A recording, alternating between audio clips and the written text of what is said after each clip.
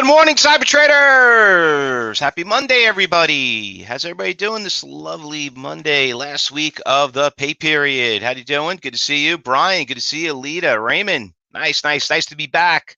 Last week, my kids were off from school. Actually, one of them, the other two were in college, but took some time off. I need a little bit of a break, after getting my car stolen. And looks like we're getting invaded. And looks like we just had another they shut down our LIE here, our main highway, because they were doing chasing a bunch of 16 and 17-year-olds. One had a gun and just robbing a bunch of cars. So I don't know what the hell's going on. It's like a big invasion going on. But other than that, NKTX looks pretty good. It looks, got a stock that's up about 97%, and got a nice little push right here with $15 stock. So, we called it out this morning. I found it early this morning, right around, we came out around 7:45. Nice little push right around here. You could see it was at 11. Stock is up really, really nicely. A little bit of a big spread though, but we'll talk a little bit about it. And then we got a couple of things. So obviously I heard the bad news on Friday. Market took a really big turn. You could see on my watch list, looks like it's constantly kicking in right now. A lot of bleeding going on. The only thing that's up pretty good, and honestly, it's the only swing trade I have other than, I have Costco also. And that thing took a little bit of hit on me, but I'm like, shit, I was doing pretty well. Now I'm like, I'm only up a little bit now on it. I got down right here on 55. It was looking pretty good, but that was a hell of a correction. But the Twitter, I told you this last week, Twitter, keep an eye on it. Listen, I would not cross Elon Musk. Okay. If you haven't learned from some of you from crypto, when that guy has a huge following, when he says he's going to do something, he's going to do it. All right. And when you tell someone, when you tell somebody that we're not interested and he's got all the money in the world, that just really pisses him off even more, I think. I mean, honestly, you ever go to a store and someone tries to tell you, yeah, we don't want you in here, or you can't buy us, this and that, and you got all the money in the world, like, excuse me? Yeah, listen, everything's for sale. And I told you it's going to get very interesting, very, very well. I think it's very educational for a lot of you. I told you that about 2 weeks ago, right at the beginning of April, when the announcement did come out, So a lot of you had an opportunity to get in when it had that little bit of a correction, went down to 45. You could see it's at 51. I mean, we know the buyouts were 54 or something. They were talking about it. They said it's going to happen. So if it's going to happen, it's going to happen. So still, I guess there's still some room there to make some money on it. But listen, at the end of the day, okay, if you haven't learned something, when you're a CEO and we talked about this with Disney, all right, and I'll talk a little bit about Disney too, about why this is so educational. Now remember, politics, put it on the side. We're all in the same market when it comes to trading, and you could see how powerful, and how controllable when it comes to certain policies that they have. And you know what? You could see how it really could affect the price of the stock and the shareholder. But what ends up happening, just like Twitter, and I think it's going to happen with Disney too. Watch, but you have a responsibility as the CEO of the companies and the board to take care of your shareholders, because you're a public company. I mean, I don't know if anyone here knows anybody who was ever public or worked for a public company, but the scrutiny, and the abuse, and the what's the other word I'm looking for? The exposure that you have as a public company. Let me tell you. Listen, even Twitter. I mean, not Twitter. Even Elon Musk's it's called out the Microsoft and said, "Hey, you short $500 million of Tesla."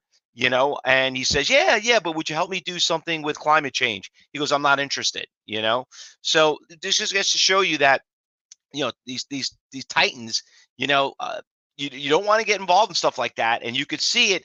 It's something very educational. And what I think what's going to happen, and what you're going to learn from this is, as a trader, and we benefit from these catastrophes. Okay. What you're going to probably see right now is a lot of these corporations are going to learn from the, let's call, stupidity of certain CEOs, how they can't go against their shareholders And you're going to see I think you're going to see a big change is going to go on, because some of them want to say something, they want to do anything, but when it comes affects the price of their stock, you just need to listen.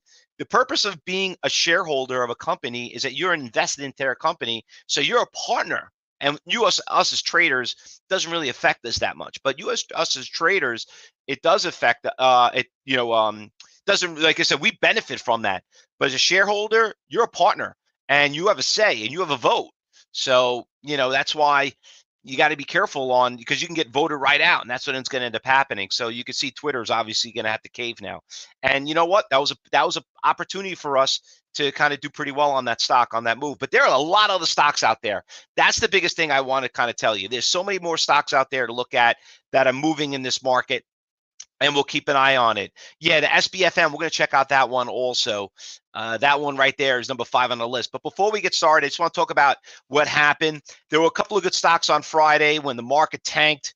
Plug, just wanted to kind of just do a recap for some of you who missed out on Friday. Plug had a really nice catastrophe right there, 23 down to 21.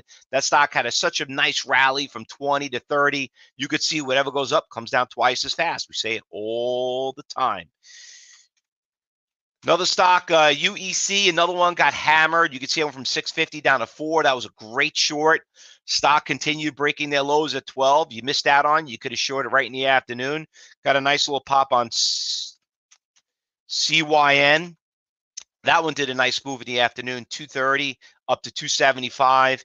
VLON, another one, early mover. You could see that one right there. Let me just blow this up. This one was like early in the pre-market.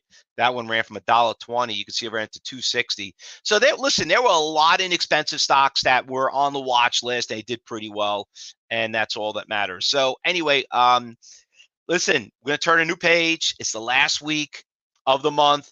We want to finish out strong. There's a lot of the stocks. You could see how volatile the market's going up. Interest rates are up huge. Up about 5% now, which, by the way, is still cheap. I mean, I remember I paid like 6 7/8. You know what I mean? People were getting away with free money at $2 for 2.5 or less than 3%. So there's definitely a lot going on right there. But listen, with those interest rates, with inflation, and now I think Goldman Sachs says we're like a 33% chance of going into a recession. So we could see some good opportunities for us as traders. Listen, I always done better in a bad market than a good market. I'll be honest with you. Bad if you're an investor, your IRAs, but as a trader, believe me, whatever goes up, we could short. And is what happened on Friday, that you could have just worked your way down that list. Now, before we get ready and go through the watch list, it's really quick to remind everybody here in the Cyber Group room, Josh is doing phase 2 today. He's going to focus specifically on time and sales. Remember, one of the big things were tape readers. You all know about the level 4 and phase 4 and stuff like that. A lot of you, listen, I think everyone knows how to read a chart. My youngest son could read a chart, but it's the movement of the time and sales. I make a chart move. So he's going to focus a lot on that. So don't miss out on that. All right. And if you are new here to Cyber Trading University, feel free to talk to your education advisor, tell you how to get in those classes. Now, regarding about what's going on this morning, let's just go through the watch list. So we're getting a little bit of a back off right here on the the NKTX. If you made money on that stock for the day, you should be done already. That one moved pretty well. There's another one that I found early this morning, but she kind of stopped right here. You can see it's starting to trend down. A lot of big iceberg orders, 7 million shares. This stock is going on the B list. A lot of stock. Listen, it's Monday morning, okay? So be very, very careful. Monday mornings are not the easiest stock days to trade, especially coming back from a weekend, and also a lot of kids going back to school. So everyone's obviously getting ready to, and now tax season's over, thank God. QNRX, another stock, another pharmaceutical stock, a nice push, took a big hit from 14 all the way down here at $1.50. Third biggest percentage gainer. Okay, a lot of these stocks are on a B list. ARDX, under $1. I don't like to trade stocks under $1. This one just had a nice little pop right here. This stock right here, this SBFM. just writing it down. That one moved really nice. Came out of nowhere. 8 o'clock, had a nice little pop. Did a little bit of shake. 9 o'clock move. That's why sometimes, like, I get a watch list, and I might have it before we start, and I'd rather sometimes go check again because program trading does kick in at 9 o'clock. There's another bunch of orders that will show up around that time. Losers, I mean, this stock got hammered, but doesn't look like I don't see anything of a comeback. New York Stock Exchange hopping over there. I mean, 16%, nothing spectacular there. I mean, this stock is probably making back what it lost on Friday. I mean, you have some of the ETFs, no really good losers out there for short. And then obviously we have Twitter on that list too, TWTR. But